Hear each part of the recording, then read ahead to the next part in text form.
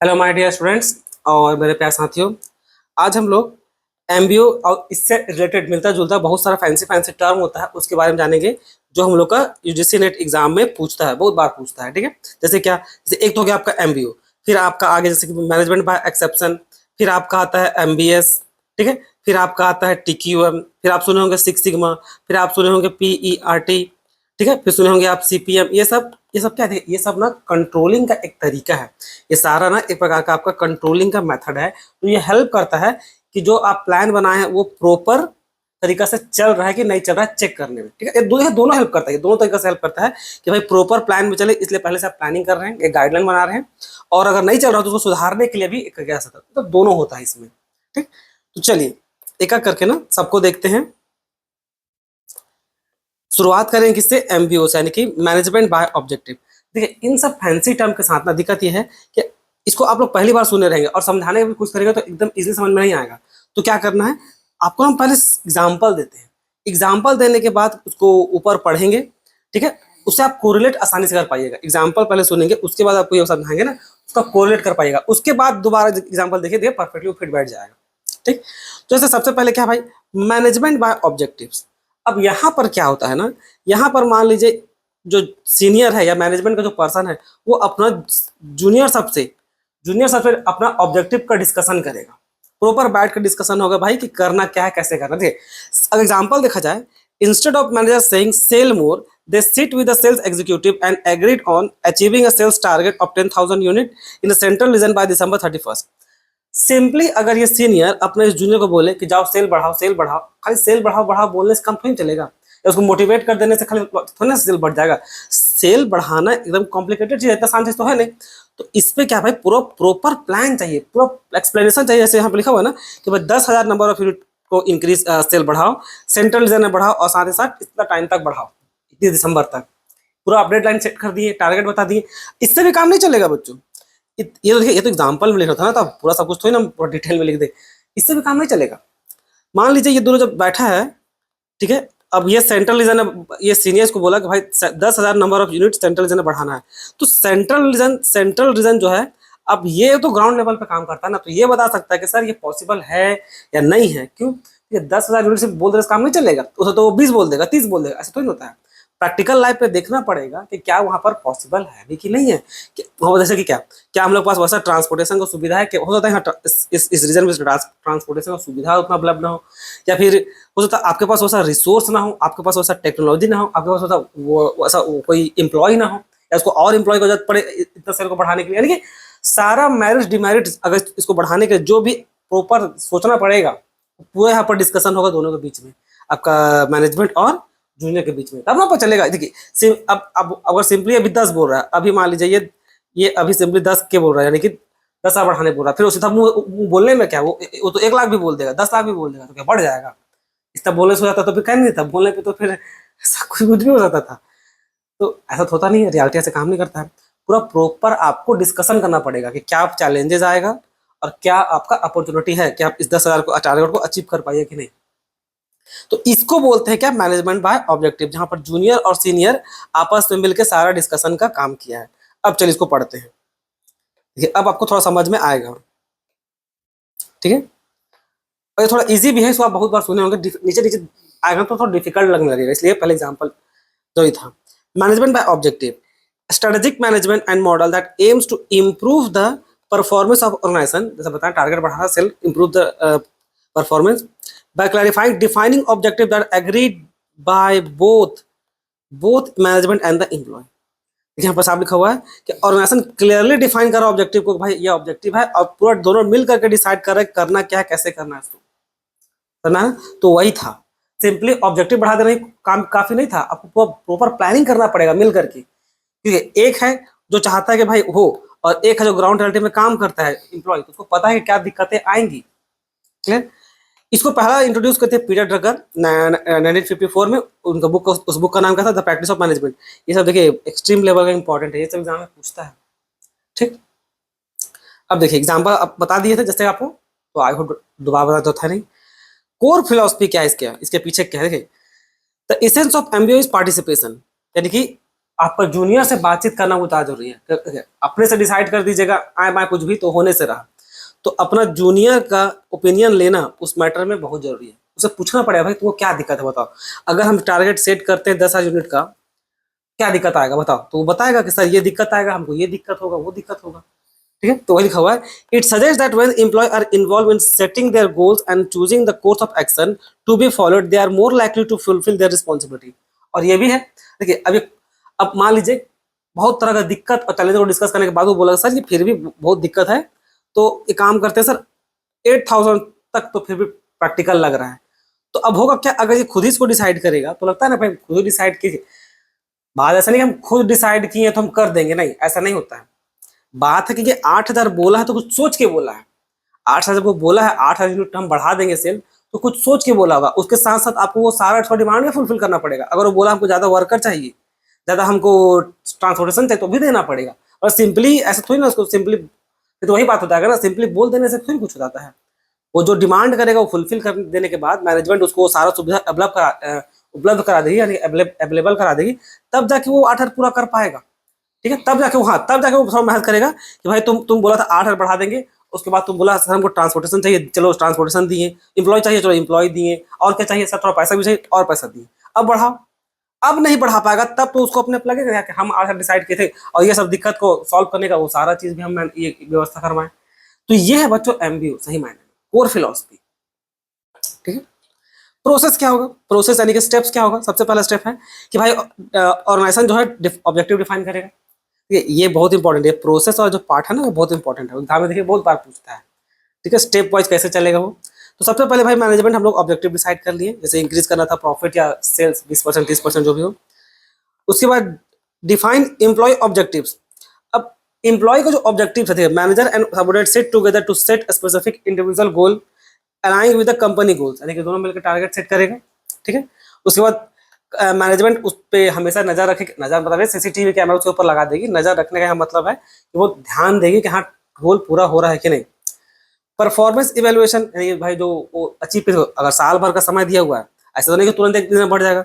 अगर 1 साल का समय दिया हुआ भाई तो टाइम टू टाइम रिपोर्ट करते रहेंगे, 3-3 4-4 महीने में क्वार्टरली देखते रहेंगे कि हाँ प्रोग्रेस हो भी रहा है कि नहीं हो रहा है। क्योंकि देखिए मैनेजमेंट भी तो अपना पैसा लगाई, देखिए पैसा लगाई, अपना ट्रांसपोर्टेशन लगाई है, वर्कर दी है, उसमें भी तो पैसा लगता है ना, तो वो भी चेक करना जरूरी है कि नहीं। तो इसलिए बच्चों फिर प्रोवाइडिंग फीडबैक भी बहुत जरूरी है। और लास्ट फिर उसका भाई काम देख करके, अगर वो 8,000 बोला था, हाँ भाई वो 8,000 टारगेट पूरा कर दिया, तो हाँ भाई बंदा तो काम का है, जो अपना बोला था वो करके दिखाया, तो फिर क्या होगा उसके हिसाब से उसका अप्रेजल हम लोग डिसाइड करेंगे कि हाँ इसको प्रमोशन दे नहीं दे, इसकी सैलरी इंक्रीज करे कि नहीं करे, इस हिसाब से। समझना है। अब देखिए ऑब्जेक्टिव सेट करने के समय, ऑब्जेक्टिव जो सेट करेंगे, जैसे हम आपको समझा रहे थे, केवल ऑब्जेक्टिव 10,000 बोलने 20,000 बोलने से काम नहीं चलेगा।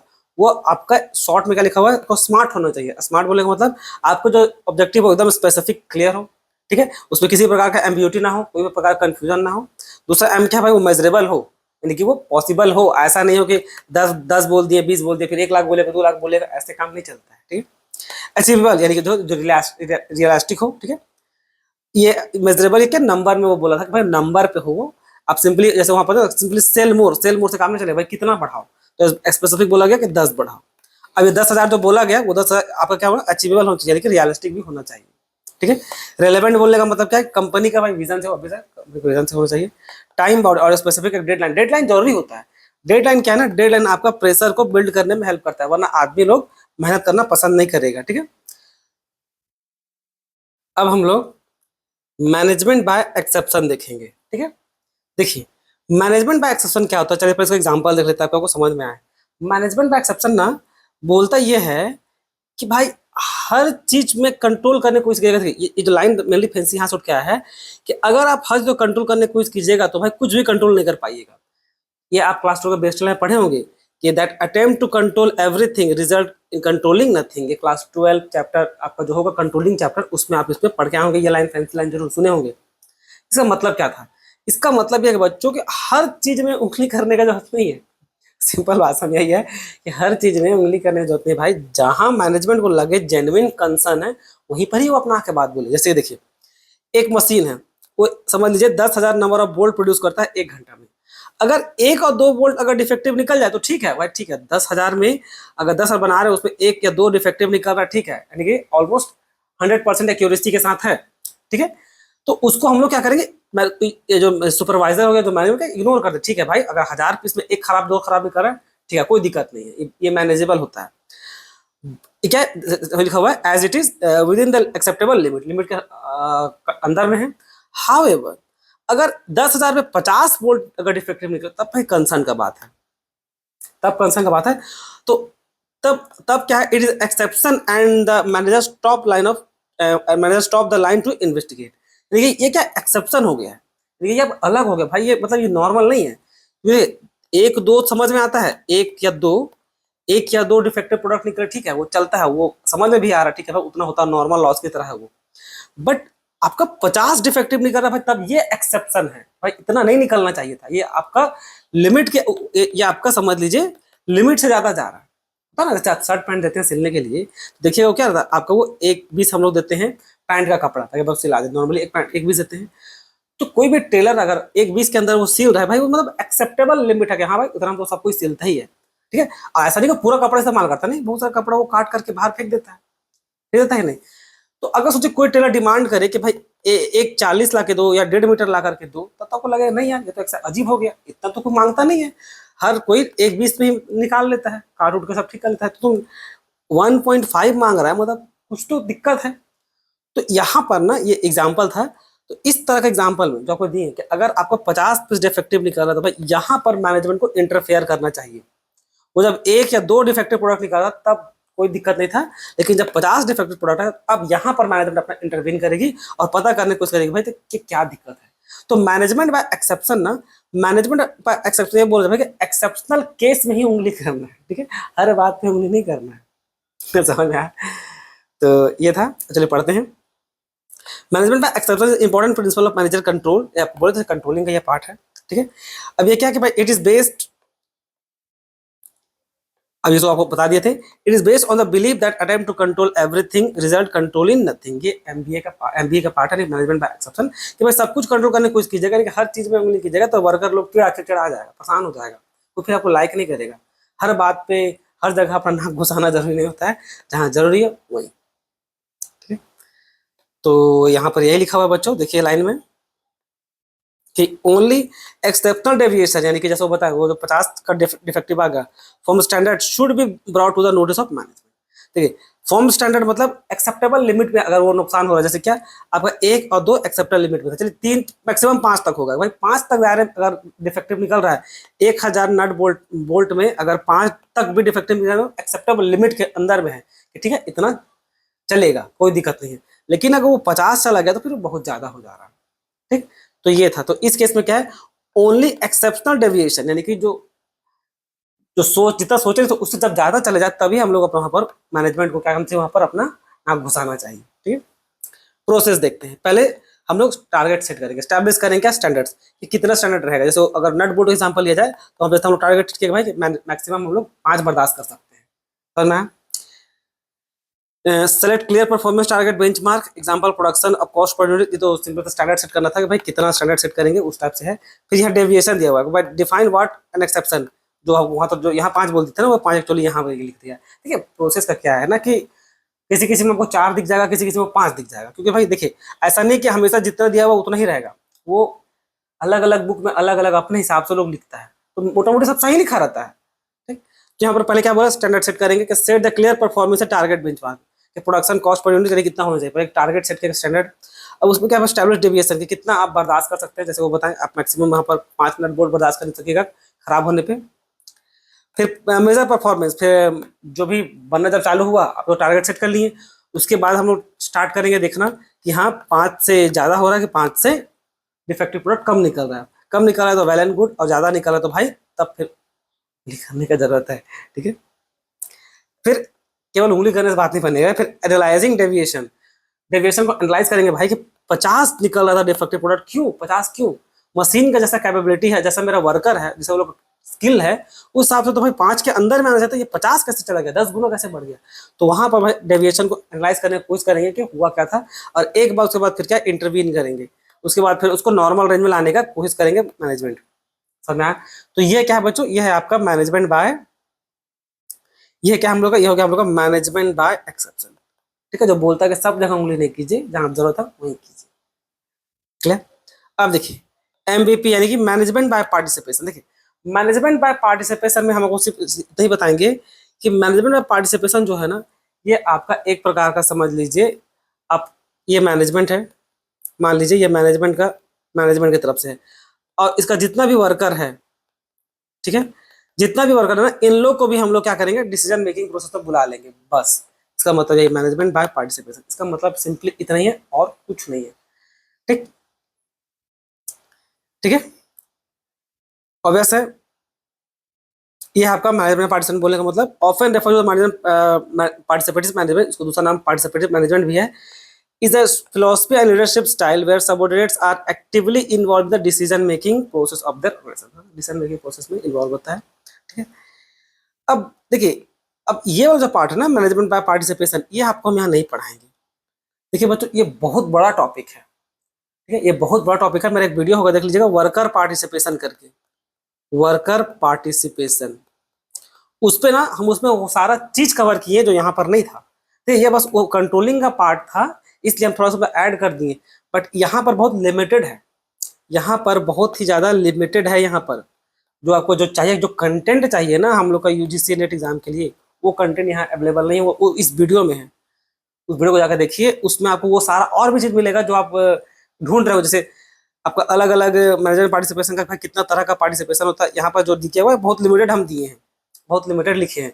जैसे कि आप क्वालिटी सर्कल हो गया, वर्क कमेटी हो गया, आर्बिट्रेशनल जो आर्बिट्रेट ट्रिब्यूनल होता है, ये सब अलग अलग जो शॉप मैनेजमेंट दुनिया भर का चीज है। ठीक है, जो एग्जाम में पूछता है, बहुत बार पूछा है, वो बहुत ही इंपॉर्टेंट टॉपिक में से एक है। तो इसलिए ये वीडियो आपके लिए बहुत ही ज्यादा इंपॉर्टेंट है, जाकर उसको जरूर देख लीजिएगा इस वीडियो को देखने के बाद, या उसी जगह पहले दिखाइए जैसा आपको ठीक लगे। ठीक है, तो इसलिए हम इसमें नहीं पढ़ा रहे, कोई लॉजिक नहीं बनता है इसको पढ़ाने का। यहाँ पर आ जाइए, अब हम लोग मैनेजमेंट बाय सिस्टम देखेंगे। ठीक है, अब मैनेजमेंट बाय सिस्टम जो है ये क्या बोलता है, देखिए मैनेजमेंट बाय सिस्टम ना, ये आपका सिमिलर है आपका सिस्टम अप्रोच की तरह, जो हम लोग मैनेजमेंट थ्योरी में पढ़े होंगे। ठीक है, जो मैनेजमेंट थ्योरी, जो मैनेजमेंट थ्योरी जो पढ़े हैं ना, उसका जो मतलब है यहाँ पर भी वही सेम लॉजिक बोलता है। ठीक है, मैनेजमेंट थ्योरी में सिस्टम अप्रोच में बोलता क्या था, वो सिंपली बोलता है भाई कि कोई भी चीज को रन करने के लिए स्मूथली, हर चीज को आपस में इंटरलिंक रहता है। हर वो चीज हम लोग क्या होता है आपस में इंटरलिंक करके चलते हैं, यानी कि इंटरकनेक्ट करके चलते हैं, तभी वो अच्छा से स्मूथ फंक्शन करेगा। उसी को हम लोग क्या बोलते हैं, हॉलिस्टिक फ्रेमवर्क। उसे क्या बोलते हैं हम लोग, हॉलिस्टिक फ्रेमवर्क। जैसे वहां पर एग्जाम्पल में बोला गया था कि ये पूरा ह्यूमन बॉडी है, ये जो हम लोग का पूरा ह्यूमन बॉडी है ना, वो अकेले काम नहीं करता है, इसमें हर चीज अपना अपना योगदान देता है। ठीक है, सेल अपना प्रॉपर काम करता है, तब टिश्यू बनता है, टिश्यू से हम लोग का ऑर्गन, ऑर्गन से ऑर्गन सिस्टम, हम लोग का अलग अलग सिस्टम, फिर जाके पूरा ह्यूमन बॉडी वर्क करता है। इसी प्रकार से सारा बॉडी पार्ट एक दूसरे से इंटरलिंक है कि नहीं? उसी प्रकार से क्योंकि सब कोई आपस में इंटरलिंक है, तो बिजनेस का जितना भी अलग अलग जो चीज है, अगर चाहते हैं वो अच्छा से ग्रो करे, तो सारा चीज को आपस में इंटरलिंक होना चाहिए, सारा डिपार्टमेंट एक साथ मिलकर काम करे। ठीक, तो ये उसी के बारे में ये बोलने का काम कर रहा है। ठीक, चलिए एक बार देख लेते हैं। सिंपली तो ये वही लिखा हुआ पहला लाइन में, तो सिस्टम अप्रोच एक मैनेजमेंट जो है मैनेजमेंट थ्योरी का लिया गया सो है, मतलब जो एमबीएस है मैनेजमेंट बाय सिस्टम, ये समझिए मिली सिस्टम अप्रोच थ्योरी से सेम टाइप का कॉन्सेप्ट है। ठीक है, it integrate scientific management with behaviour science to create holistic framework. सब बताओ हॉलिस्टिक है, कॉमर्स का दुनिया में जब भी आपको वर्ड हॉलिस्टिक दिखा ना, तो हॉलिस्टिक का मतलब समझ लीजिए क्या कि वो सब कुछ वो कंसिडर कर रहा है, सारा चीज कंसिडर करके वो चल रहा है, और वो मान के चलता है भाई सारा चीज आपस में इंटरकनेक्टेड है। क्या है? आपस में इंटरकनेक्टेड है। समझ में आया? तो ये था, इसको मेनली देने वाले थे अजीब अजीब इनका नाम है, लुडविग वॉन बर्टलैंड, ये समझ लीजिए। और जो जनरल सिस्टम थ्योरी दिए थे, ये जनरल सिस्टम थ्योरी दिए थे। और उसके बाद आगे churchman, Norbert winner and Chester Barnard, ये वो थे जो पहली बार कोऑपरेटिव सोशल सिस्टम का बात किए थे। ठीक है, ये उसी के अंदर में आता है, ये तो नाम याद रखेगा खासकर इनका। ठीक, अब जैसे एग्जांपल में देखते हैं, जैसे देखिए एग्जांपल में लिखा हुआ है कि भाई जैसे एक बाईसाइकिल, बाईसाइकिल अपने आप रन नहीं करता, उसके लिए भाई प्रॉपर आपका व्हील होना चाहिए, पेडल, चेन, हैंडल और ब्रेक। जब ये सब आपस में ठीक से काम करता है, तब एक बाईसाइकिल प्रॉपरली आगे बढ़ने का काम करता है। ठीक है, तो उसी प्रकार से जैसे कोई कंपनी है, कोई बिजनेस है भाई तो प्रोडक्शन डिपार्टमेंट प्रोडक्ट बनाने का काम कर रही है, फाइनेंस आपका मनी का जुगाड़ कर रही है, मार्केटिंग आपका प्रोडक्ट को सेल करने का काम कर रही है, ह्यूमन रिसोर्सेज मेनली एम्प्लॉय को देख रहा है। तो ये लोग सब का सब आपस में अच्छा से इंटरलिंक होकर काम करें, वरना ये लोग क्या करेगा लास्ट में, ये लोग लास्ट में वरना ब्लेम गेम खेलेगा। ठीक है, अगर पूछा जाए प्रोडक्ट, अगर जैसे अब मान लीजिए सेल गिर रहा है, सेल गिर रहा है भाई, तो मार्केटिंग डिपार्टमेंट से पूछा जाएगा तुम लोग इतना सेल कम क्यों करते हो, ये अपना ब्लेम फेंक देगी कहाँ, ये अपना ब्लेम फेंक देगी शायद प्रोडक्ट डिपार्टमेंट में, कि भाई ये लोग माल अच्छा क्वालिटी का बना के देता नहीं है, इसलिए कस्टमर लोग सेटिस्फाई होता नहीं है, इसलिए हम लोग का सेल गिरे जा रहा है। अब प्रोडक्ट डिपार्टमेंट से पूछा भाई तुम लोग खराब माल क्यों बना रहे हो, तो ये लोग ब्लेम खेल दिया कि सर हम लोग को पैसा ही कम मिलता है, जब हम लोग पैसा कम मिलता है, फाइनेंस ही कम कर हम लोग होता है, तो हम लोग रॉ मटेरियल सस्ता क्वालिटी खरीदते हैं, सस्ता क्वालिटी खरीदते हैं, इसलिए लोग सेल गिरे जा रहा है। ठीक है, तो दुनिया भर का या एम्प्लॉय लोग भी अपना कोई बहाना मार दे, यहाँ पर अगर एचआर डिपार्टमेंट है तो मेनली क्या आपस में हर कोई दूसरे को ब्लेम करेगा कि मेरा गलती नहीं है, मेरा गलती नहीं है। तो ये क्या है, आपस में ब्लेम करना अच्छी बात कोई नहीं होगा नहीं, इसलिए हम लोग क्या लेके चलते हैं, हॉलिस्टिक अप्रोच। हॉलिस्टिक अप्रोच यानी कि मान के चलते हैं भाई कि सारा डिपार्टमेंट आपस में कनेक्टेड है, इसलिए सबको लेके चलेंगे तभी बाईसाइकिल की तरह वो अच्छा से आगे। ठीक, तो यही था। अब कुछ कुछ एमबीएस में ही, ऑपरेशनल सिस्टम में ही, इसी मैनेजमेंट सिस्टम में 4 बेसिक एलिमेंट हैं। 4 कौन कौन सा है, 4 आप बचपन में पढ़े होंगे बच्चों, कुछ है नहीं नया इसमें नया, कंप्यूटर में जब पढ़े होंगे, एक है आपका इनपुट, फिर आपका प्रोसेस, फिर क्या आपका आउटपुट, एक एक्स्ट्रा क्या बस उसमें देख लीजिएगा। इनपुट जो आप पढ़ के आए वही है कि भाई जो पढ़े थे ना इनपुट, इनपुट बोलने का मतलब क्या है भाई कुछ फीड करना, पहले कुछ सिस्टम को देना कंप्यूटर की दुनिया में। यहाँ पर क्या है, हम लोग अगर ऑपरेशन स्टार्ट करना है तो ऑपरेशन स्टार्ट करेंगे तो कुछ उसमें डालना तो पड़ेगा ना, वो कहाँ से उठ के आएगा, आपका एक्सटर्नल इन्वायरमेंट से। मान लीजिए जैसे कि हम लोग शर्ट बना रहे हो, ठीक है, तो शर्ट बनाने के लिए कॉटन चाहिए ना, तो कॉटन हम लोग का इन्वायरमेंट से आएगा, तो ये प्रकार क्या है, ये हम लोग का प्रकार इनपुट है। तो अब यहाँ पर इनपुट इसी प्रकार से हम लोग 5 तरह का चीज को लिए हैं, और उसको क्या बोला गया, 5 वो 5 इनपुट को, पहला क्या है 5M, एक M क्या है आपका मैन, दूसरा क्या है मनी, तीसरा क्या है मटेरियल, चौथा क्या है मशीन, और पांचवा क्या है, ये 5M को याद रखिएगा। क्लियर है। अब इनपुट डाल दिए ना, इनपुट डाल दिया, अब क्या होगा उसमें होगा प्रोसेस। प्रोसेस बोलने का मतलब समझते हैं हम, प्रोसेस बोलने का मतलब क्या होता है यहाँ पर प्रोडक्शन की दुनिया में, कि भाई आप इनपुट डाले यानी कि रॉ मटेरियल डाले, अब रॉ मटेरियल डायरेक्ट डायरेक्ट तो सर बनेगा नहीं, इसको लोग कॉटन को अच्छे से रिफाइन करेंगे, सुखा उखा जाएगा, दुनिया भर कुछ होगा, वर्कर लोग उसमें काम करेगा, बुनाई करेगा, तब जाकर फाइनली हम लोग का आउटपुट निकलेगा। आउटपुट निकलेगा मतलब क्या, हम लोग को शर्ट बाहर के आएगा। तो रॉ मटेरियल डालने से लेकर के आउटपुट जब तक आ जाए, इस पूरा चीज को क्या बोलते हैं हम लोग, इस पूरा चीज को बोला था क्या, प्रोसेस। समझ, ये होता है प्रोसेस बोलने का मतलब। फिर आउटपुट, आउटपुट क्या है, ये जो शर्ट बाहर निकल के आया वो आपका आउटपुट। ठीक है, तो ये था।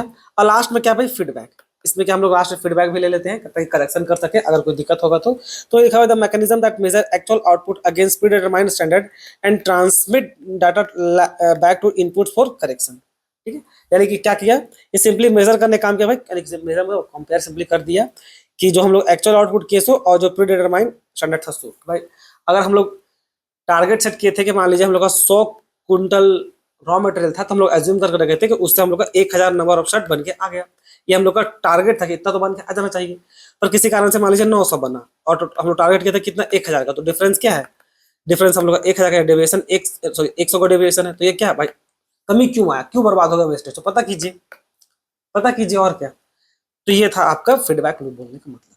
ठीक, अब देखिए अलग अलग classification of system in MBS, अलग अलग क्लासिफिकेशन है। ठीक है, जैसे पहला क्या है आपका ओपन सिस्टम और एक क्या क्लोज सिस्टम। इसमें जितना देखिए थोड़ा आप डिटेल में जा रहे हैं तो जो बेसिक चीजों को पकड़ के रखिएगा। ओपन सिस्टम मतलब बोलने क्या भाई, इंटरेक्ट कर रहे हैं हम लोग मार्केट के इन्वायरमेंट से, इंटरेक्शन जारी है, कम्युनिकेशन जारी है। क्लोज सिस्टम बोलने का मतलब क्या, हम लोग कंप्लीट आइसोलेटेड है, यानी कि इंटरेक्शन कट करके रखे एक्सटर्नल इन्वायरमेंट से, बाहर से। समझ में आया? सब सिस्टम बोलने का मतलब क्या होगा, सब सिस्टम यानी विद इन द सिस्टम, यानी कंपनी के अंदर से, कंपनी के अंदर में जो भी चीज हो रहा है, ठीक है, स्मॉलर कंपोनेंट हो कंपनी के अंदर में, जैसे क्या आपका finance department, production department, HR department, जो कंपनी का अंदर का पार्ट का हिस्सा है, अंदर का हिस्सा है। सुपर सिस्टम जो larger environment of the outside the organisation, यानी कंपनी के बाहर का हिस्सा, जैसे अलग अलग इंडस्ट्री हो गया, कंट्री का जो इकोनॉमी चल रहा होगा वो क्या कंपनी के बाहर का चीज है, गवर्नमेंट जैसे कि। ठीक है, क्रूशियल सिस्टम कंपोनेंट चार, इसके अंदर देखिए अलग अलग चार कुछ 4-5 है। एक क्या है, साइनर्जी। क्या होता है साइनर्जी, ये वर्ड एग्जाम में पूछा गया है। साइनर्जी मतलब समझ ले बच्चों, ये जैसे हम लोग बचपन में बोलते नहीं थे कि एक एक और एक 11 बोले हैं, मतलब क्या था, एक और एक 11 रिप्रेजेंट करता है भाई कि हम लोग अकेले अकेले रहेंगे तो मतलब कमजोर रहिएगा, लेकिन जब दोनों मिल जाएं एक और एक, तो भाई हम लोग को 2 का पावर में 11 का पावर मिल जाएगा। ये हम लोग वहां पर बोलने का मतलब होता था। इससे रिलेटेड आप बचपन में एक और कहानी सुने होंगे कि एक बच्चा को एक लकड़ी दिया जाता है कि लो इसको तोड़ के दिखाओ, वो अकेले तोड़ देता है। अब उसी वजह से भाई पूरा बहुत सारा लकड़ी को एक एक एक जगह ऐसे ऐसे रख देता है, बोलता है अब तोड़ के सबको दिखा, तो तोड़ नहीं पाता है। वहाँ पर क्या, वहाँ पर हम लोग मोरल ऑफ एजुकेशन क्या था कि भाई यूनिटी में स्ट्रेंथ होता है। ठीक है, क्या होता है? यूनिटी में स्ट्रेंथ होता है। तो ये वही बोलने का काम कर रहा है, ये जो वर्ड है साइनर्जी। ठीक है, बट बस ध्यान रखिएगा ये बोल वही रहा है बच्चों। ठीक है, कोई इस साइनर्जी मींस देखिए व्हेन टू और मोर इंडिविजुअल टीम और organisation work together they achieve better result. ठीक है, better result than they could achieve individually. भाई अलग अलग लोग करने जाएगा। अब हम लोग को कंपनी का दुनिया में एग्जांपल देना है ना, तो कंपनी का दुनिया में बोलने के हम मतलब जैसे कि उदाहरण के तौर पे देखिए, मान लीजिए एक स्मार्टफोन कंपनी है। ठीक है, एक स्मार्टफोन कंपनी है, उसके पास बहुत सारा कस्टमर है और उसके पास कोई स्पेशल ऐप नहीं है। ठीक है, तो अब देखिए एक सॉफ्टवेयर कंपनी है और एक स्मार्टफोन कंपनी है। तो सॉफ्टवेयर कंपनी खुद से प्रचार प्रसार करने जाएगी, बहुत दिक्कत है। और स्मार्टफोन कंपनी के पास अच्छा अच्छा खासा कस्टमर है। तो ये दोनों चीज दोनों अलग अलग होता है। दोनों आपस में अगर कोलैबोरेट कर ले तो स्मार्टफोन जो सॉफ्टवेयर कंपनी है उसको आसानी से बहुत ही ज्यादा कंज्यूमर मिल जाएगा। अब स्मार्टफोन तो अपने आप चलेगा नहीं, उसको तो अलग अलग एप्लीकेशन भी तो चाहिए ना, तब ना उसको आप इस्तेमाल कीजिएगा। तो क्या होगा, इन दोनों आप ये लोग दोनों आपस में मिलकर क्या होगा, तब भाई मचा देगा, है कि नहीं? भाई मेरे पास तगड़ा सॉफ्टवेयर है और हम अच्छा स्मार्टफोन बना के देते हैं, हार्डवेयर मेरा सॉफ्टवेयर तुम्हारा। तो ये क्या, ये दोनों मिल करके क्या करेगा, आग लगा देगा मार्केट में, आग लगा डाला ऐसे तो कुछ है ना। ठीक, हाँ एक बता, बिजनेस का दुनिया में हम लोग उसको वन एक और एक 11 नहीं बोलते, उसको 2 और 2 5 बोलते हैं। ठीक है, ये इसमें है। ठीक, आगे बढ़ते हैं। इंट्रॉफी, इंट्रॉफी क्या बोलता है? देखिए इंट्रॉफी बोलता है it refers the tendency of organization to become weak, disorganized and ineffective if it fails to adopt environmental changes। ठीक है, जैसे कृष्ण भगवान बोले हैं भाई कि परिवर्तन ही संसार का नियम है। ये एकदम एकदम समझ लीजिए एकदम ट्रूथ है, ये यूनिवर्सल ट्रूथ की तरह है जो कोई झुटला नहीं सकता। ठीक है, यूनिवर्सल ट्रूथ की तरह के भाई समय के साथ अपने आप को चेंज करना पड़ता है, मतलब करना पड़ता है। इन्वायरमेंट के साथ खुद को चेंज करना जरूरी है। अगर कोई कंपनी नहीं करता है तो समय के साथ अगर चेंज नहीं कर रहा होता तो धीरे धीरे आप या तो पीछे हो जाइएगा या तो डिसऑर्गेनाइज हो जाएगा या तो कम्प्लीटली इनइफेक्टिव निकल के आ जाइएगा मार्केट में। समझ में आया? जैसे देखिए एक video rental company continue using old method and ignores new technology such as online streaming. अब सीधा रेंट पे, अरे रेंट का समय चला गया। वो बहुत पहले हम लोग रेंट पे हम लोग वीडियो गेम लेकर के आते थे या खेलते थे जाकर के। ठीक है, अब लोग सब ऑनलाइन खेलना पसंद करता है। जो जो गेमर लोग हैं वो ऑनलाइन ही बैठा रहता है। तो खुद को अगर वो अडॉप्ट नहीं करे तो गड्ढा में ही गिरेगा। समझ है ना? तो ये था, और भी बहुत सा एग्जाम्पल है कंपनी का अडॉप्ट नहीं कर मतलब चेंजेस को अडॉप्ट नहीं करेगा। नोकिया का एग्जाम्पल तो पूरा दुनिया जानता है कि नोकिया के साथ क्या हुआ था। ठीक, आगे बढ़ते हैं। अब क्या इक्विफाइनलिटी, इसका क्या मतलब है इक्विफाइनलिटी? देखिए इक्विफाइनलिटी का मतलब होता है कि means that same goals can be achieve through different methods और पाथ। एक ही गोल को अचीव करने का बहुत तरीका होता है, अलग अलग। देखिए मेन मेन गोल ये है तो इसका अलग अलग रास्ता हो सकता है। ठीक है, अलग अलग रास्ता हो सकता है। तो यहाँ पर लिखा हुआ है two online shopping companies want to increase मान लीजिए प्रॉफिट 25%। एग्जाम्पल दे रहे हैं कि मान लीजिए 2 कंपनी को अपना प्रॉफिट 25% अब बढ़ाना है। अब सेल इंक्रीज करने का भाई बहुत तरीका है। सेल इंक्रीज करना मीन्स आपको रेवेन्यू इंक्रीज करना है ना, एक करना ना, रेवेन्यू इंक्रीज करना है। अब एक कंपनी क्या की, कॉस्ट कटिंग कर दी, reduce cost, use automation and save marketing expense, ये तरीका लगाई। कंपनी भी क्या की, एक नया मार्केट लॉन्च कर दी, एक नया प्रोडक्ट लॉन्च कर दी, एडवर्टाइजमेंट बहुत ज्यादा जोर से की और एक्सपेंड न्यू मार्केट। तो भाई ये दोनों अपना अलग अलग तरीके हैं, एक डिफेंसिव है और एक थोड़ा सा ऑफेंसिव टाइप से है। ठीक है, तो कौन सा स्ट्रेटेजी अपनाना है वो मार्केट का समय बताता है, आप नहीं बताइएगा। याद रखिएगा, हम लोग डिसाइड नहीं करते हैं मार्केटिंग का दुनिया में कैसा चलेगा, ये कंपनी डिसाइड नहीं करती है। आपका इन्वायरमेंट, आपका सोसाइटी वो क्या चल रहा है वो डिसाइड करता है कि प्रोडक्ट कैसा बनेगा। सेम सब कुछ में याद रखिए बच्चों, हर चीज में A to Z, हर चीज में मेनली पब्लिक डिसाइड करती है कि भाई क्या मार्केट में होगा कि नहीं होगा।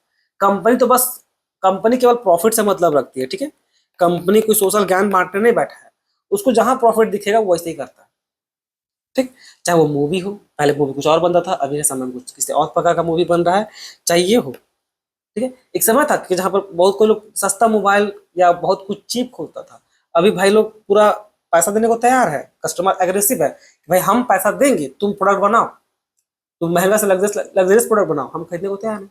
तो मार्केट का पब्लिक डिसाइड करता है कि होना क्या है। सेम सेम चीज यहाँ पर भी है कि भाई जो भी लॉजिक लगाएंगे, जो भी स्ट्रेटेजी अपनाएंगे, अपना गोल को देखिए, मेरा काम है प्रॉफिट कमाना। अब हम या तो ये तरीका अपनाएं, जैसे होता है ना, देखिए दो प्रकार का मार्केट स्टडी होता है, स्ट्रेटेजी होता है। एक बार हम दुकान में बैठे थे तो बता रहे हैं, जब छोटा बच्चे थे ना तो एक दुकान में बैठते थे, तो वो अंकल हमें बोले, उस समय ना एक आता था फेविस्टिक करके, फेविक्विक फेविक्विक फेविक्विक फेविस्टिक नाम है, फेविक्विक पीला कलर का प्लास्टिक होता है जो कुछ भी चिपका देता है, शायद फेविक्विक नाम है। तो उस समय उसका दाम 5 रुपये हुआ करता था, ठीक है। तो हम लोग बेचते थे 5 रुपये में। तो बोला कितना बेच रहा है बेटा, उसको बोले 5 रुपये में। तो बोलता 5 रुपये, तो हम लोग उसको 4 रुपये में बेचते हैं। तो वो उनको बताएं कि देखो है क्या कि तुम एक दिन में एक ठो दो ठो बेच पाएगा, हम लोग क्या एक दिन में बहुत बेच देते हैं। तो क्या दोनों अपना अपना मार्केटिंग स्ट्रेटेजी है भाई। यहाँ पर जो 5 में बिक रहा था तो भाई कस्टमर बहुत कम कस्टमर है उसका, तो थोड़ा प्रॉफिट मार्जिन ज्यादा रख के बेच रहे हैं। उसके पास क्या कस्टमर कम, बहुत कस्टमर है तो प्रॉफिट मार्जिन कम रखे, कोई कॉम्पिटिशन फेस करना हो रहा पड़ रहा होगा उसको, तो प्रॉफिट मार्जिन कम रखे वो ज्यादा बेच दे रहा है मेरा से। हम अगर मान लीजिए एक ठो में 1 रुपये प्रॉफिट कमाते हैं, हम 2 बेचे, कितना कमाए, 2 रुपये कमाए।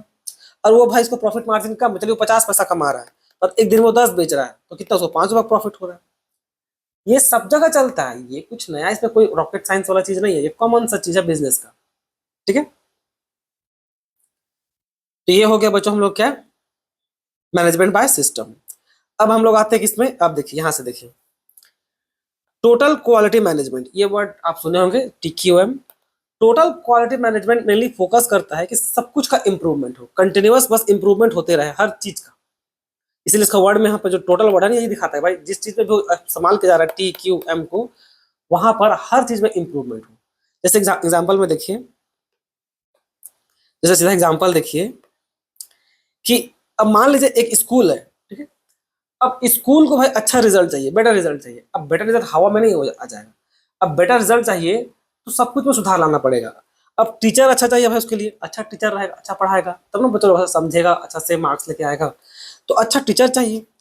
अब अच्छा टीचर के लिए भाई उसको अच्छा प्रिंसिपल चाहिए, तब ना वो अच्छा सर।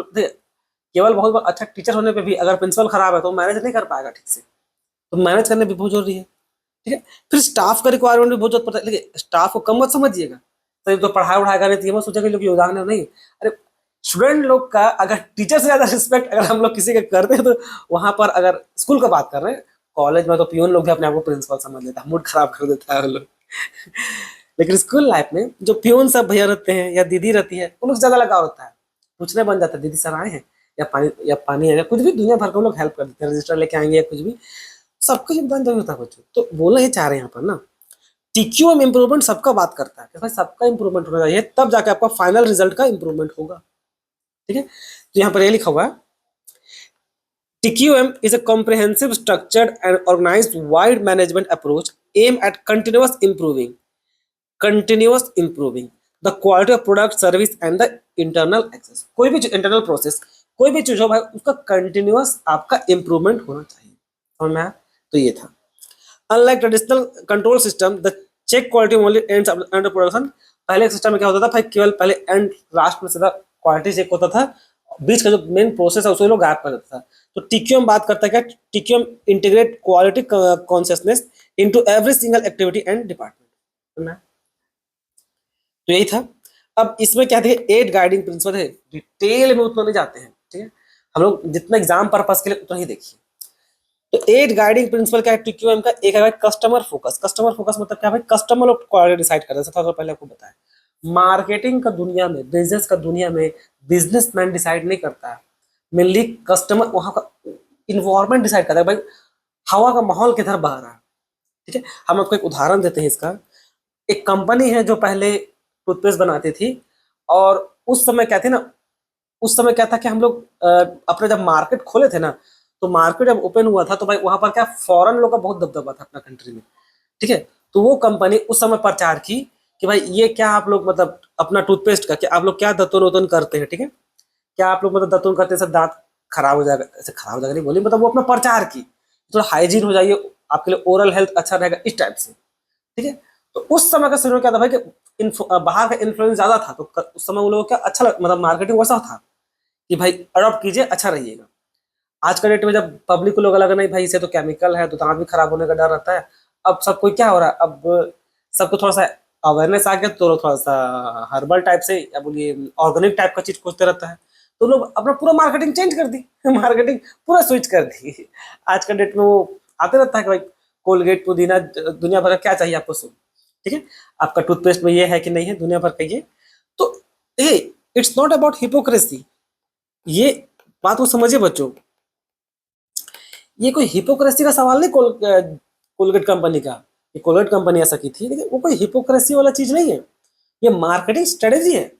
आप चीजों को समझिए, कंपनी अपना शेयर होल्डर के लिए और खुद के लिए प्रॉफिट के लिए वो वही करती है जो पब्लिक को उस समय चाहिए होता है, ठीक है, वो कुछ नया नहीं कर देती है अपने से, वो नया करती भी ऐसा नहीं, कुछ बिल्कुल नहीं करती है, पर इसको आप हिपोक्रेसी मत समझिए, ये it's all about marketing strategy. देखिए इमोशन को साइड रखिए, एज अ कॉमर्स स्टूडेंट अगर आप इमोशन को घुसा दीजिएगा ना तो कुछ सीखिएगा नहीं, शिकायत कीजिएगा, बोलिएगा कंपनी दोगला पहले ये थी तो अरे ये मार्केटिंग स्ट्रेटेजी है, इसी तो बोलते हैं इन्वायरमेंट के साथ चेंज होना, ठीक है, कंपनी को सरवाइव करना है, कंपनी को सरवाइव करना है। हाँ वहां पर कोई अगर कुछ एकदम हटके कर वो भी मार्केट ओपन है, तुम वो भी करके देख लो, धुरंधर उसका क्लासिकल एग्जांपल है, वो जो मूवी है वो पिछला जो माइंडसेट था उसको तोड़ के नया मूवी बना दिया, वो चल पड़ा, पब्लिक को पसंद आ गया, यानी कि इसका मतलब क्या था कि भाई कम्युनिकेशन सिस्टम खराब था बाकी सबका, पब्लिक से लेकर के, तो मेनली क्या, पब्लिक का मेंटालिटी को समझना, मार्केटिंग इज ऑल अबाउट, बस वही है,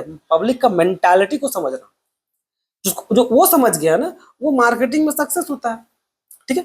तो यहाँ पर आप कंपनी को बुरा भला नहीं बोल सकते, समझने की कोशिश कीजिए भाई कंपनी केवल अपना प्रॉफिट के लिए बैठी हुई है, वो ऑपरेशन पब्लिक को वो पसंद नहीं आएगा वो तुरंत चेंज कर, जैसे चेंज कर दी वो, जब देखा कि नहीं भाई बात नहीं बन रहा है, अब वेस्टर्न करने से बात नहीं बनेगा, मतलब वेस्टर्न कल्चर को प्रमोट करने से अब चाहिए यहाँ पर क्या कि भाई लोग को ट्रेडिशनल जो चलते आ रहा है अगर वही चाहिए तो उसी को प्रमोट करो, तो ये वो तरीका है मार्केटिंग का जो आपको सीखना चाहिए, ये स्ट्रैटेजी है, ये कोई इसको आप हिपोक्रेसी दोगलापन नहीं समझिए, ये बिन पेंदी का लोटा इधर लोड़ा करा उधर लोड़ा करा नहीं, चीजों को समझिए, बिजनेस माइंडेड की तरह सोचिए, तब कुछ सीखिएगा, नहीं तो ब्लेम करना है तो ब्लेम करते रहिए, कंपनी को कुछ फर्क नहीं पड़ जा रहा है।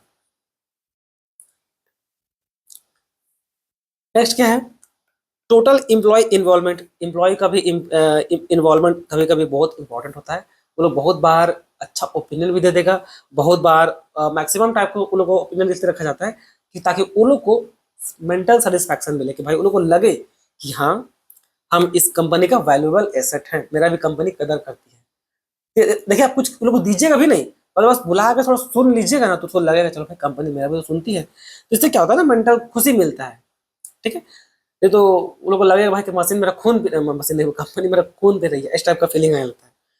फिर क्या है, process centred, focus on process thinking and step by step transformation, यानी कि प्रोसेस पे फोकस करना पड़ता है, हमेशा एंड रिजल्ट मैटर नहीं करता, याद रखिएगा, प्रोसेस भी बहुत बार मैटर करता है, प्रोसेस बहुत बार मैटर करता है, तो प्रोसेस पे ज्यादा ध्यान देना पड़ता है, जैसे कि चीजों को समझिए,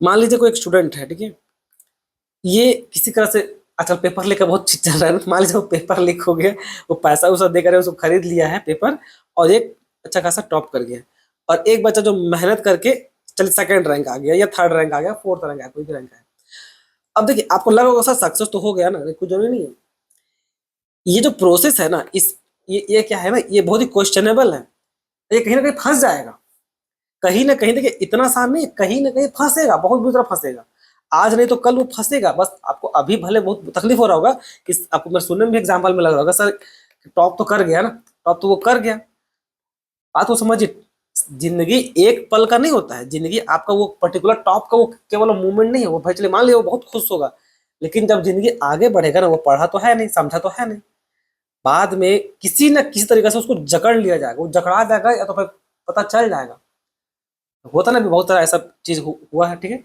तो इस टाइप का है बच्चों को, ठीक, तो प्रोसेस बहुत मैटर करता है, सीधा एक कोई पेपर ऊपर खरीद कर टॉप कर जाए, और एक होता है जो मेहनत से वहां तक पहुंचे, दोनों में बहुत अंतर होता है, थोड़ा टाइम लगेगा नो डाउट, थोड़ा टाइम लगता है इन सब चीजों में, बट यकीन मानिए उसका भरपाई तो करना ही पड़ता है, आज नहीं तो कल वो होता है, बस थोड़ा टाइम लगता है, बात है हम लोग को दिखता नहीं है, हम लोग को सीधा टॉप दिख गया, सीधा आपको टॉप लगा तो आपको दिल में खराब लगा होगा टॉप कर गया है, लेकिन जो समय के साथ जो उसको झेलना पड़ेगा वो आपको नहीं दिखता है, केवल वो उसी को दिखता है, उसी टॉपर को।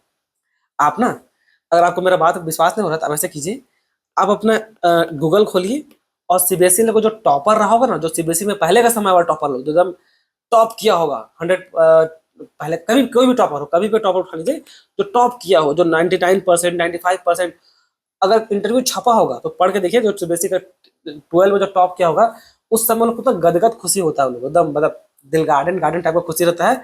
लेकिन कभी उन लोग का बाद में भी क्या ओपिनियन रहा टॉप करने के 4 साल 5 साल बाद, वो भी तो कभी पढ़ लीजिए, खोल के पढ़ लीजिए, गूगल में होगा ना, खोल के पढ़ लीजिए, कुछ भी सर्च कीजिए ना कि सीबीएसई क्लास 12 टॉपर रिव्यू, मतलब इस टाइप से फ्यूचर रिव्यू, इस टाइप से, तो देखिए बताएगा कि भाई बहुत तरह का प्रॉब्लम फेस करना पड़ता है।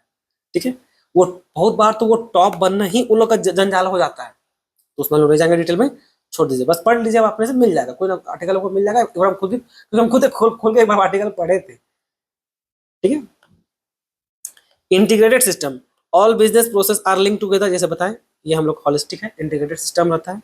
ठीक है, strategic and systematic approach, strategic यानी कि बोले मतलब क्या, quality is a part of strategic plan, जो क्वालिटी है वो एक पार्ट है आप लोगों का प्लान का।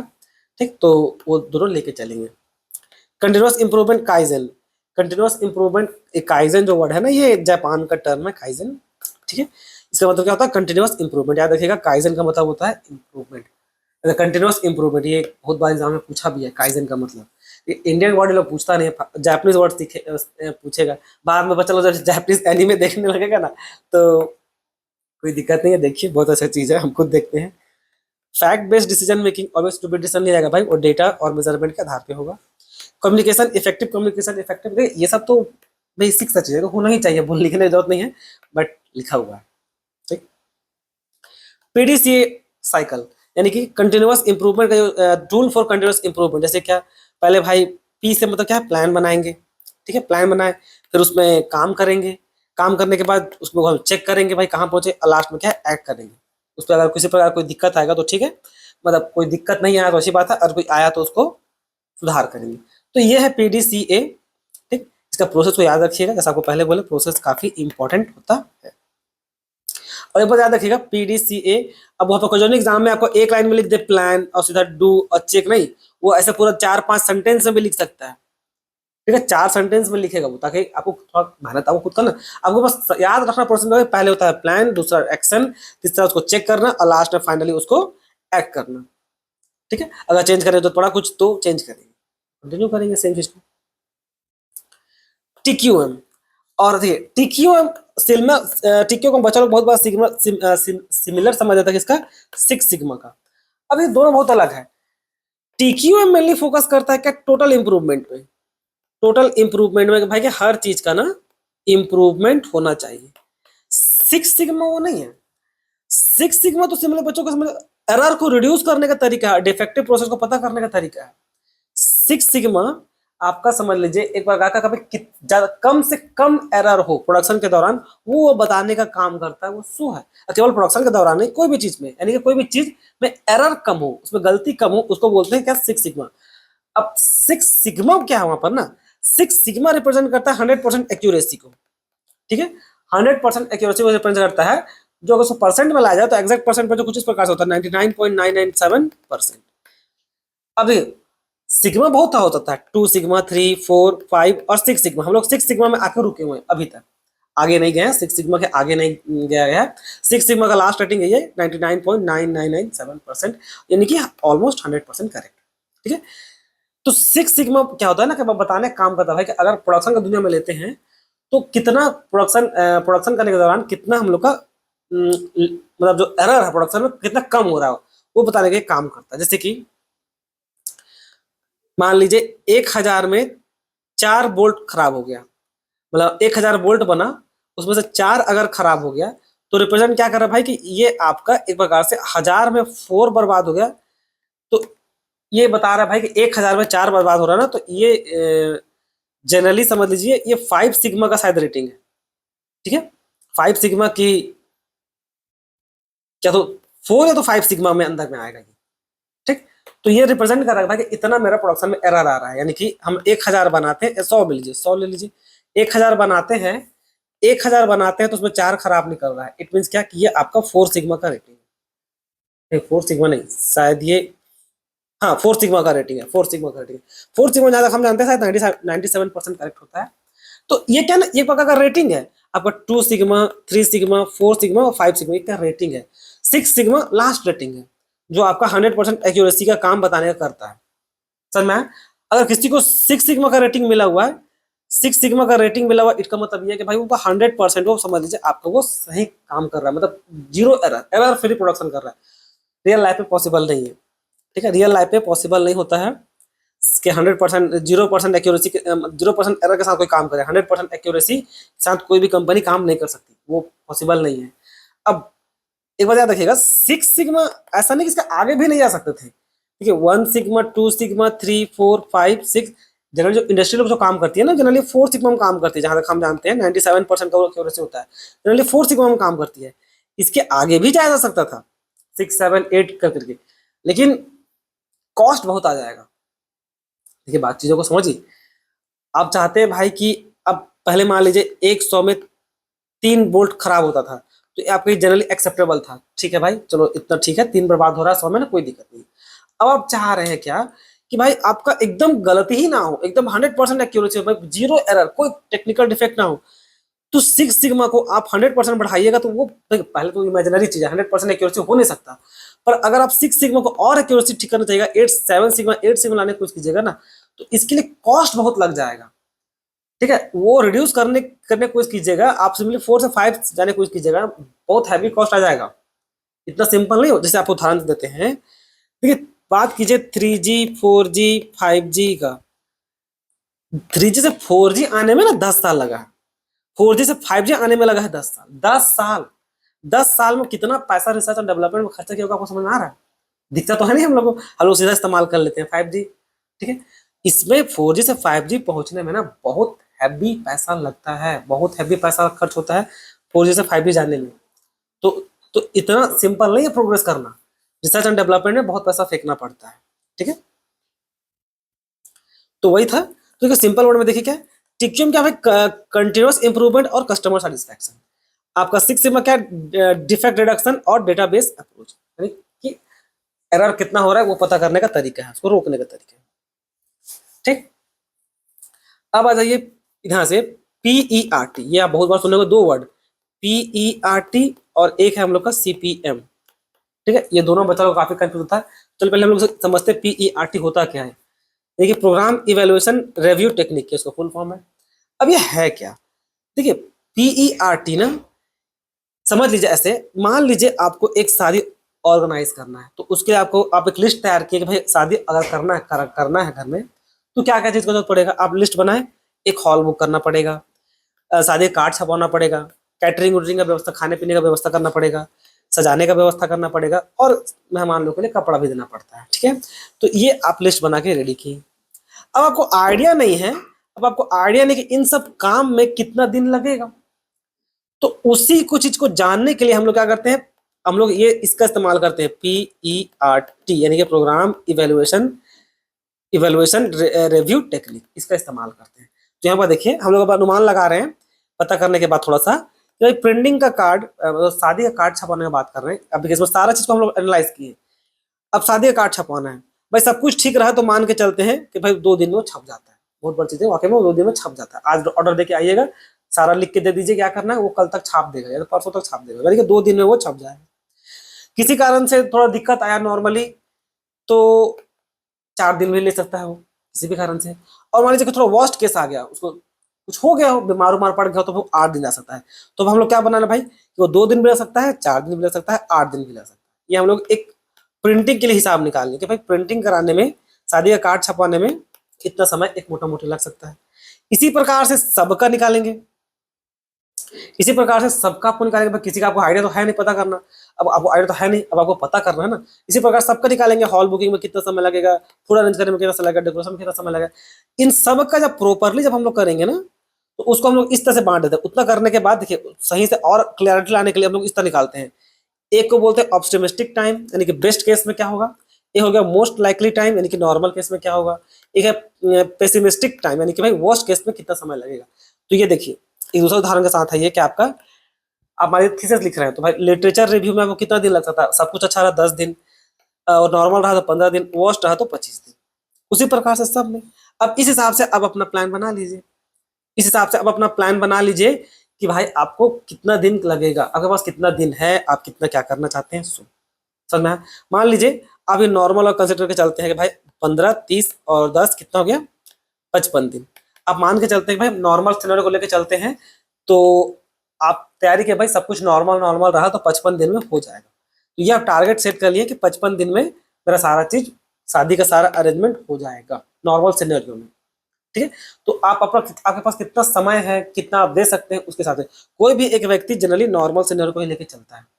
ठीक है, बेस्ट केस में लेने का मतलब है गड्ढा खोल लेना, मतलब शादी आपका है तो आप कर रहे हैं क्या, आप 15 दिन या 20 दिन पहले प्रिपरेशन कर रहे हैं, फंस जाइएगा बहुत बुरी तरह से। हाँ, बहुत बुरी तरह से फंस जाइएगा। ये ये तो लिटरेचर रिव्यू काम है, हम ये शादी का बात बता रहे हैं। यहाँ पर देखिए हम बताते हैं, अभी मेरे घर में रिसेंटली शादी हुआ है। अब वो क्या लगता है, ये हॉल बुकिंग आपको कितना दिन पहले करना पड़ेगा। अगर मान लीजिए आप 6 महीना पहले खड़े हैं, 1 जनवरी को मान लीजिए आपका शादी दिसंबर में होना है, शादी दिसंबर में नहीं, 6 महीना पहले खड़े हैं, मतलब क्या 1 जुलाई को शादी होना है। अब 1 जनवरी को खड़े हैं, कितना महीना पहले बुक कीजिएगा, मिनिमम 3 महीना पहले, 3 या 2 महीना पहले आपको बुक करना पड़ेगा। क्यों? देखिए ऐसा नहीं कि बुकिंग जाके आप आपको हॉल छांटने के केवल काम करना है, नहीं, बात को समझिए। अगर ये जो 1 जुलाई के दिन शादी हो रहा है, अगर हम लोग हिंदू धर्म के अगर हैं आप लोग, तो इस दिन का लगन में केवल आपका शादी नहीं होगा, वहां पर दुनिया भर का आदमी का शादी होगा उसी लगन पे, उसी शुभ लगन पे। तो होटल सब, ये हॉल सब, बैंक्वेट हॉल सब ना 3 महीना 4 महीना पहले से बुक हो जाता है। समझ में आया? और जो हॉल खाली होगा ना, अब सीजन में जाइएगा ना, इतना चार्ज करेगा कि दिमाग घुमा के रख देगा। तो ये PERT यही चीज बताने का काम करता है, कितना महीना पहले हम लोग अच्छे से वेल प्रिपेयर हो जाना चाहिए। ठीक है, तो ये था बच्चों PERT, आपको समझ में आ गया। अब तो बुकिश वाला पार्ट पढ़ना है। ठीक है, तो चलिए देखते हैं program evaluation and review technique क्या बोलता है। ये बोलता है, इस पढ़ लीजिए, highly structured statistical tool used in a project management to analyze and represent the tasks involved in completing given project। यानी किसी प्रोजेक्ट को या किसी भी काम को पूरा करने में कितना दिन लगेगा ये बताने को मेनली वो काम करता है। इसको यूएस ने भी बनाई थी अपने लिए 1958 में, कोई Polaris submission submarine missile program to manage highly uncertain and complex project. मतलब वो लोग किसी को आइडिया नहीं था कि जो हम लोग काम करने जा रहे हैं उसमें कितना दिन कितना समय क्या लग जाएगा, तो इसके लिए वो इस टेक्निक को डेवलप की। ये क्या, वो सिंपली कैलकुलेशन पार्ट है भाई, कितना दिन लगेगा ये जानने के लिए। ठीक है, अब इसमें देखिए फीचर्स। पहला फीचर क्या है, event oriented approach. Event oriented approach बोलने का मतलब क्या हो गया, PRT focus on occurrence and completion of event rather than merely on activities। An event represent a specific point in a time and does not consume any resource or time। ये mainly क्या करता है भाई, ये अपना focus करता है क्या, अपना होने पे और कंप्लीशन ऑफ टास्क पे, काम पूरा होने पे वो मेनली फोकस करता है। रिसोर्स पे बाकी सब में क्या लगेगा वो उस पर ध्यान नहीं देता है, वो केवल टास्क पे फोकस कर रहा है। समझ में?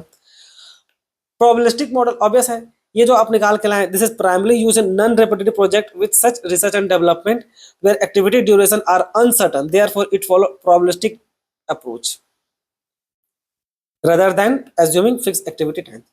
अब ये जो आप निकाल के लाए हैं, ये मान लीजिए आप नॉर्मल सिनेरियो में ये जो लिटरेचर रिव्यू का जो टाइमिंग है 15 दिन, 30 दिन और 10 दिन, ये भी आपका केवल प्रोबेबिलिटी है, ये 100% करेक्ट नहीं है, बस अनुमान है।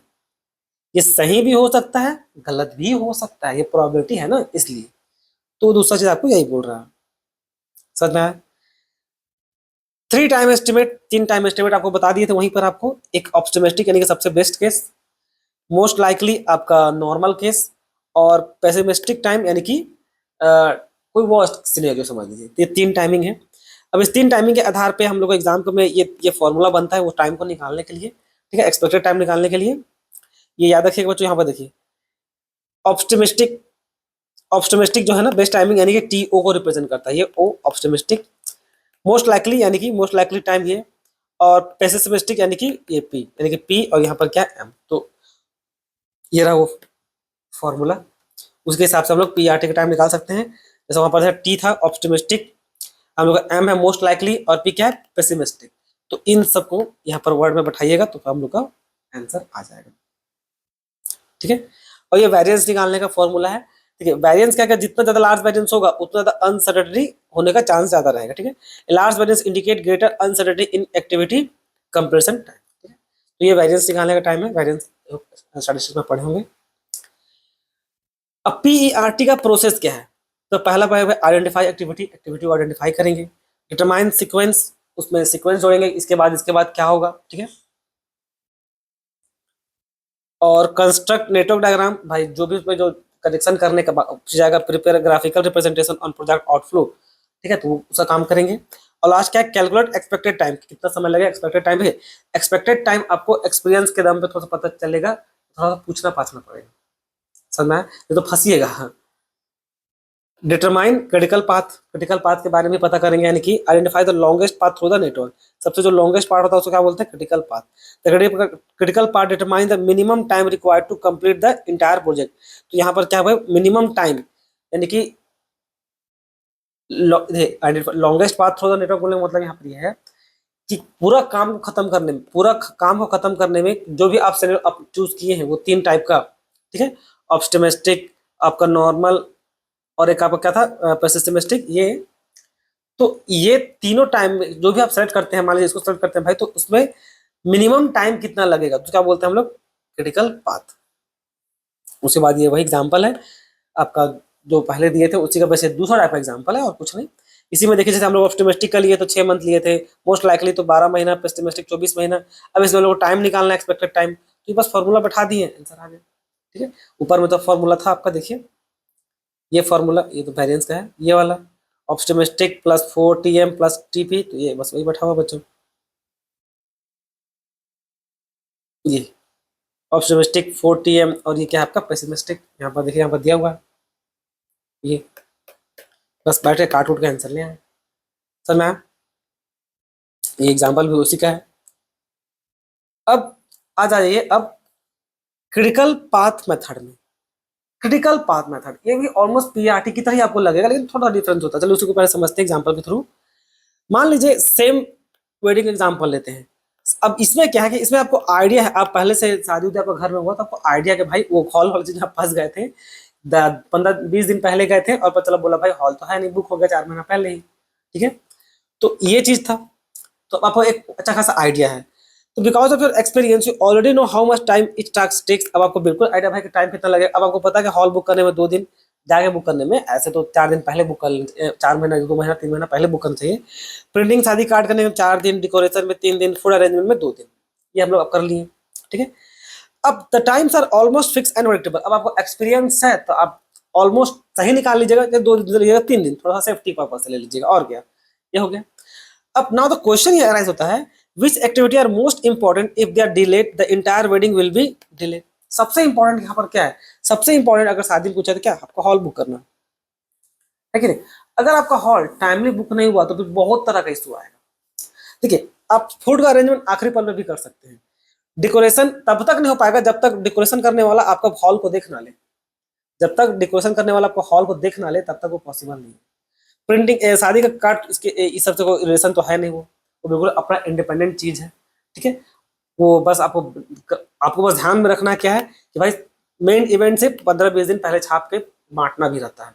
ठीक है, अगर आप ट्रेडिशनल फॉलो कर रहे हो तो व्हाट्सएप में आजकल भेज रहे हैं और आपके रिलेशन वाले अच्छे हैं तो बहुत अच्छी बात है, आजकल चलता है। ठीक है, किसी किसी नहीं चलता होगा, पहले के वाले कुछ लोग होता है तो नहीं चलता है। तो सीपीएम ना यही बताने इसी पे हेल्प करता है कि भाई सबसे सबसे जो इंपॉर्टेंट है उस पर फोकस करना है। ठीक है, तो CPM actually does what CPM actually does. CPM is a project management technique that lists all project activities, show the sequence of activities, use single fixed time estimate for each activity, and find the critical path. Helps manager to know which activity cannot be delayed. यानी कि अब क्या होता है ना, ये finally आपको CPM help करेगा बताने में कि भाई कौन सा वो काम है जो हम लोग सबसे इंपॉर्टेंट है। तो हमको बताने देगा, शादी का एग्जाम्पल है बच्चों, तो सबसे ज्यादा आपका हॉल है। अगर हॉल बुक नहीं हुआ ना, ये धारा का धारा सब रह जाएगा। जब तक हॉल बुक नहीं होता है तो डेकोरेशन वाला देख नहीं पाएगा। ठीक है, आप अरेंजमेंट नहीं कर पाइएगा, क्योंकि अगर मेरा हॉल है कैपेसिटी के हिसाब से आपको मेहमान बुलाइएगा ना, इतना पैसा थोड़ी ना है कि सर मेरे पास बहुत पैसा, कोई भी हॉल बुक कर लेंगे तो इतना झंझट करने का रिक्वायरमेंट ही नहीं है। आपके पास बहुत पैसा है तो फिर कोई दिक्कत ही नहीं है। ये हम लोग सब मिडिल क्लास के लिए या ऐसा नहीं है, कंपनी के पास भी कितना पैसा हो, एक कंपनी के पास कितना पैसा हो उसके पास भी रिसोर्स लिमिटेड ही होता है, ठीक है, तो उसी हिसाब से ये बना होगा। तो सबसे इंपॉर्टेंट बच्चों यहाँ पर क्या, हॉल ही बुक करना है। बिना हॉल बुक किए आप आधा काम नहीं कर पाइएगा। डेकोरेशन वाला डेकोरेशन नहीं कर पाएगा, वो जो टेंट वाला वो देख नहीं पाएगा भाई कितना समय टेंट में लगेगा, लाइटिंग वाला को समझ में नहीं आएगा, फ्लावर फ्लावर जो भी लगाइएगा, खाना का अरेंजमेंट भी उसको भी समझ में नहीं आएगा भाई कि आप खिलाइए कहाँ, उसको तो दिखाइए कैसे बेंच लगाना है नहीं लगाना है, दुनिया भर का सब कुछ दिक्कत कर देगा, ठीक है।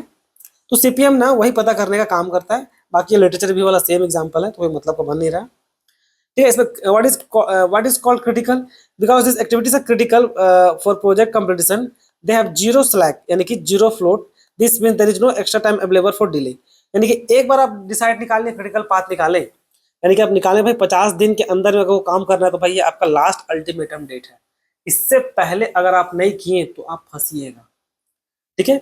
अगर 1 जुलाई को शादी होना है तो आपको 50 दिन पहले आ जाइए और यहाँ से इसका काम चालू करना आपको स्टार्ट करना ही पड़ेगा, नहीं तो 1 जुलाई के दिन वो काम हो नहीं पाएगा, कुछ ना कुछ अटकेगा और वो आप शादी का डेट घिसका नहीं सकते, तो 1 जुलाई के दिन कुछ ना कुछ आपके पास शिकायत सुनने को आ जाएगा, रिलेशन वाला सबसे या जहां से भी शादी हो रहा है, आपको खुद ही लगेगा यार ये कमी रह गया, ठीक है। तो दोनों में डिफरेंस ये है, यूजिंग पीआरटी उसको एग्जैक्टली आइडिया नहीं रहता है, और सीपीएम वाला सबको आइडिया रहता है कि भाई कि हमको आइडिया है, बट आइडिया है और तो वो अपना सीपीएम का इस्तेमाल करता है, ठीक है।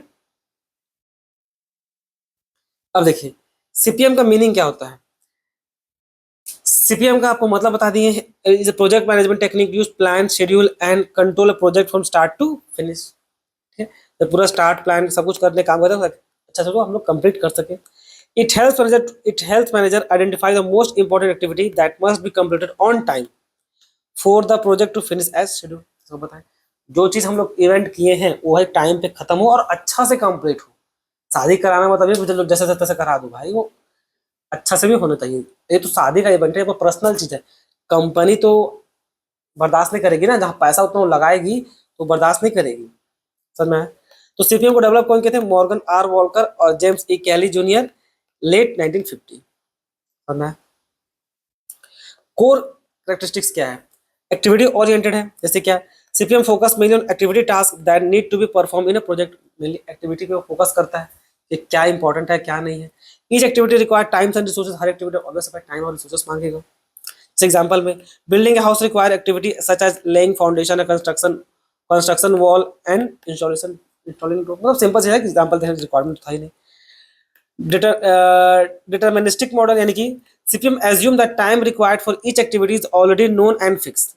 यहाँ पर हम लोग भाई सीपीएम कर रहे हैं, इट मीन्स क्या कि आपको पहले से एक्सपीरियंस है, ठीक है। पीईआरटी में आपको आइडिया नहीं होता है, जो होता है आपका पीईआरटी, यहाँ पर आपको कोई एक्सपीरियंस नहीं होता, लेकिन सीपीएम में आपको एक्सपीरियंस होता है, समझ में? Therefore only time estimate is used for each activity, ठीक है।